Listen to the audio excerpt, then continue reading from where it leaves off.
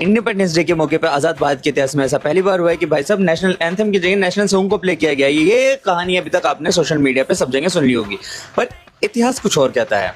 तो भाई जब सन 1947 के अंदर हमारा देश आज़ाद हुआ था, तो 1947 से लेकर 1950 तक हमारे पास कोई भी नेशनल एंथम नहीं था, क्योंकि हम लोगों ने कोई अडेप्ट नहीं किया। तो उस समय काफ़ी गहमा गहमी का माहौल था, मतलब जल्दबाजी का माहौल था। तो इस वजह से ना ही कोई नेशनल एंथम अडेप्ट किया गया, तो इस वजह से कोई नेशनल एंथम डिक्लेयर भी नहीं किया जा सकता था। पर वंदे मातरम एक लौता ऐसा हमारे पास राष्ट्रगीत था जिसने आज़ादी के अंदर बहुत बड़ी कंट्रीब्यूट किया, और उसका एक अपना ही अलग इतिहास है वंदे मातरम का, जिस वजह से वंदे मातरम को हमारे फर्स्ट नेशनल एंथम के तौर पे गाया गया।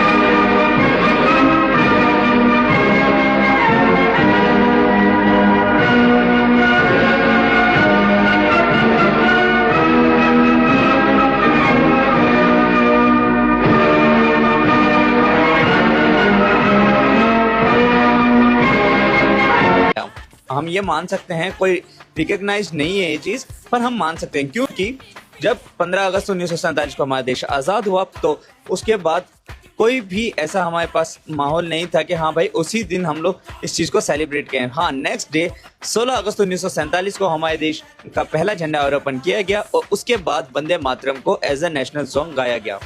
फिर उसके बाद लगातार 3 साल तक हमारे देश के अंदर कोई भी बड़ी असेंबली होनी हो, कॉन्स्टिट्यूएंट असेंबली हो, या फिर हमारी जो भी 26 जनवरी 15 अगस्त का प्रोग्राम हो, हर प्रोग्राम के अंदर वंदे मातरम को ही गाया जाता था, जनगण मन नहीं गाया जाता था, क्योंकि कोई नेशनल एंथम नहीं था।